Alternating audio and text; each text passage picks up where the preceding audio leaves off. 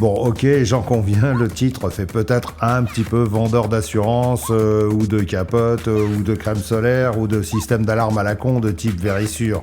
Mais bon, comme on parle rarement de sécurité, et que c'est quand même important, surtout par les temps qui courent, et que je suis conscient que parfois mes vidéos peuvent inciter certains d'entre vous à commettre quelques imprudences, pour une fois, je vais plutôt essayer de vous inciter à la prudence en vous parlant des IFAC.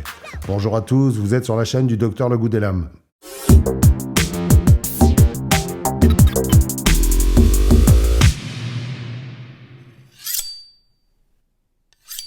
Alors, l'IFAC, vous en avez peut-être déjà entendu parler, c'est 4 lettres IFAK qui sont l'acronyme de Individual First Aid Kit, un concept qui nous vient encore une fois du monde militaire. En français, on dit kit de premiers soins, et qui fait maintenant partie de l'équipement moderne des soldats. L'IFAC, à la base, c'est un kit léger et portable, pensé pour un usage sur le terrain et qui permet de traiter immédiatement des blessures très graves. C'est un genre de bobo kit, mais plus fait pour les gros bobos que pour les petites coupures au doigt et les morsures de tiques. Là, on parle de blessures par balle, de plaies profondes, de membres sectionnés, de poumons perforés, de fractures et autres petites tracasseries qu'on peut rencontrer sur un champ de bataille, ou quand on va faire joujou dans la forêt avec des super couteaux et des super haches qu'on ne maîtrise pas forcément. Et ça, je l'ai souvent dit sur la chaîne, il ne faut jamais partir en forêt sans un kit de premiers soins, ce que malheureusement une majorité de gens ne pensent jamais à faire, parce que c'est compliqué, ça prend de la place dans le sac, on sait jamais exactement quoi prendre, et puis de toute façon on s'en fout un peu, ça sert à rien, on a un téléphone portable avec un bon forfait et une bonne mutuelle, et on a juste à appeler les secours qui vont vite arriver avec leurs beaux hélicoptères. Bon, ça c'est un raisonnement qui peut encore passer quand t'es au fond du jardin de Pépé en train de jouer au survivaliste, mais quand tu t'es un peu enfoncé dans la forêt ou dans la montagne, pour chercher des endroits déserts, pour chasser, pêcher ou bushcrafter, et si tu te blesses sérieusement avec un de tes outils, ou simplement avec une branche ou une pierre, faut pas croire, on peut très bien se transpercer une jambe ou un poumon avec une branche cassée. Vaut mieux avoir tout de suite à portée de main ce qu'il faut pour te permettre de retourner vers la civilisation ou d'attendre les secours, et c'est là que l'IFAC intervient.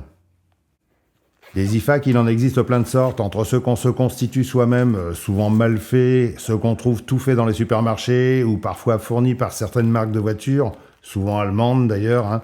Les uns sont en général pensés pour un usage domestique, des petites blessures de vacances, des foulures, etc., etc. Et les autres pour des accidents routiers, pour permettre de pratiquer les premiers soins sur des accidentés en attendant l'arrivée des pompiers. Mais en général, ils ne permettent pas vraiment de se soigner soi-même si on est tout seul. Et un IFAC correctement conçu, en principe, ça permet de te traiter rapidement en urgence sans trop mourir, quoi. Et il y a quelques années, une société chinoise évidemment, qui s'appelle Rhino Rescue, a eu la bonne idée de se spécialiser dans le matériel et les fournitures de premiers secours. Et je l'ai surveillée du coin de l'œil parce que depuis quelque temps, elle s'est mis à proposer des produits tout en un, bien pensés et parfaitement adaptés à nos usages forestiers ou citadins. Et d'autant plus adaptés par les temps qui courent avec tout ce qui se passe autour de nous dans notre beau pays si tranquille et si bien protégé. Et ça me paraissait logique de vous en parler et de vous présenter 2 de leurs produits que je trouve assez bien foutus et très abordables financièrement. Le premier est un kit qui devrait convenir à un maximum de monde parce qu'il est composé d'une trousse en nylon épais, bien solide, assez imposante mais très complète, avec tout ce qu'il faut pour attendre les premiers secours. Elle comporte 16 éléments qui vont permettre de faire un petit peu le tour des blessures traumatiques qu'on peut rencontrer sur la route ou en forêt. Il y a un pansement israélien, un tourniquet, un bandage triangulaire, une couverture de survie, une attelle pliante, du scotch médical, des ciseaux d'urgence, 5 bandes élastiques de 8 cm de large et 4 mètres de long, un mini marqueur pour noter les heures, un masque pour effectuer du bouche à bouche sans mettre la langue, un sifflet d'urgence, une paire de gants en latex et un manuel plus une carte de renseignement destinée au secours. Ça, ce sont les éléments de base indispensables qui vont permettre de porter secours à vous ou à d'autres personnes en cas de blessure grave. Pour les petits bobos, il faudra la compléter vous-même avec quelques petits pansements, des crèmes et des choses comme ça. La trousse est plutôt bien foutue, elle a plusieurs compartiments dans lesquels il reste de la place et des élastiques de tous les côtés. Et elle se déplie un peu comme une trousse de toilette avec un crochet pour la suspendre. Je vous montre comment cet IFAC arrive, mais je vais pas vous faire un déballage complet étant donné que beaucoup d'éléments sont sous emballage stérile et sous vide pour certains, comme par exemple le pansement compressif israélien. Alors pour ceux qui ne connaissent pas ce système, je vais pas le déballer pour montrer, mais bon, il y a une multitude de démonstrations sur YouTube qui explique comment l'utiliser et à quoi ça sert. Ce qu'il faut savoir, c'est que c'est un pansement d'urgence très bien conçu, avec un système qui permet de comprimer très fort une plaie importante en évitant de trop grosses pertes de sang. Parce que pour ce genre de blessure, un simple bandage bien serré ne suffit pas. Et avant, les médecins glissaient une pierre ou un truc dur sous le bandage pour comprimer la plaie. Et un jour, un médecin militaire israélien a eu l'idée de créer un bandage avec un système intégré, et c'est ce qui est utilisé presque partout maintenant.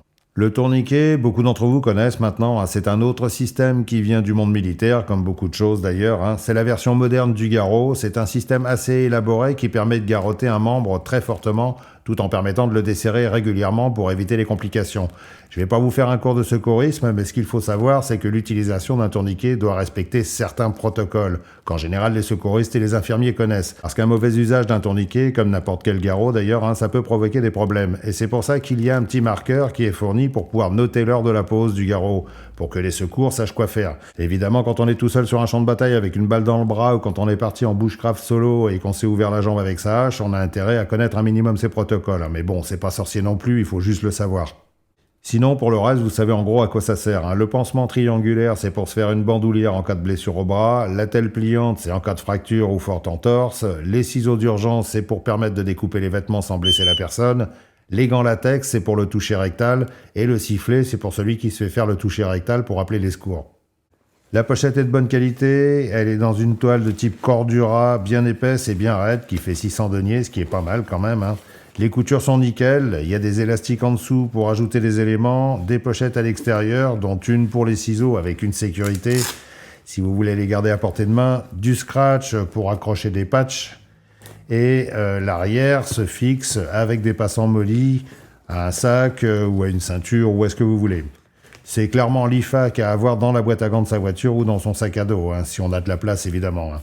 Mais si on n'a pas la place dans le sac, on a la possibilité de le fixer à l'extérieur. Et parce qu'il y a un truc vraiment bien pensé, c'est que la partie arrière qui se fixe sur le sac peut se détacher.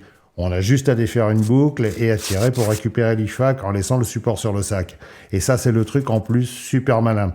Et comme c'est du velcro et que la partie mâle se trouve sur la trousse, avec un peu d'idée, ça peut aussi facilement s'accrocher dans le coffre de votre voiture s'il est tapissé de moquettes. Hein. J'ai pas essayé, mais ça devrait être possible. Et c'est pour ça que je tenais à vous montrer cette trousse, c'est parce qu'elle est très bien foutue et qu'elle coûte seulement 32 €. Hein. C'est vraiment pas cher. Et je vous assure que c'est pas de la mauvaise qualité du tout, c'est pas de la trousse de chez Wish ou Temu. Hein. Et en plus, en utilisant le lien plus le code en dessous de cette vidéo, vous aurez 15% de réduction. C'est cool, non? L'autre trousse est moins familiale et beaucoup plus individuelle et plus orientée tactique. Elle se porte à la ceinture ou sur un gilet ou sur un sac et elle va plus s'adresser à des tireurs, des militaires, des forces de l'ordre ou des gens qui veulent porter sur eux un nécessaire d'urgence. Elle est moins multi-trauma que la précédente, mais beaucoup plus orientée blessure de combat. Il y a un tourniquet, un pansement israélien compressif, une bande de gaz compressée de 5 mètres, un pansement respirant pour les perforations à la poitrine, une bande élastique de 4,5 mètres, un rouleau de scotch de combat super puissant, une grande paire de ciseaux d'urgence qu'on peut accrocher avec un mousqueton, un mini-marqueur et une notice d'emploi et une carte comme dans la trousse précédente. Alors, la bande de gaz comprimée, c'est pour être utilisée comme une compresse de gaz classique ou pour être enfoncée dans une blessure profonde. Et le scotch de combat, c'est comme du duct tape, c'est-à-dire du scotch américain. C'est super puissant et celui-ci ne laisse pas de traces de colle ou autre.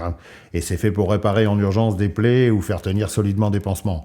Bon, je vais pas vous faire un dessin, vous avez compris que c'est destiné à des situations d'extrême urgence qu'on peut rencontrer en combat ou sur des champs de tir. Et c'est pour ça que vous voyez souvent des tireurs américains en général qui portent une ceinture de combat avec souvent un IFAC de ce type fixé dans le dos. Parce que les accidents de tir, ça peut arriver. Et dans ces cas-là, tu dois agir tout de suite. Et c'est pour ça que cette trousse a été pensée, en mettant tout de suite les objets indispensables à portée de main, comme le tourniquet et les ciseaux. Et le marqueur, bien sûr. Sur l'extérieur, il y a des élastiques pour ajouter des éléments comme des bandages ou une paire de gants. À l'arrière, il y a des passants molis et un système de fixation par sangle assez bien foutu. Et c'est de la bonne toile 600 deniers de type Cordura, donc ça va pas se déchirer au bout de 10 utilisations.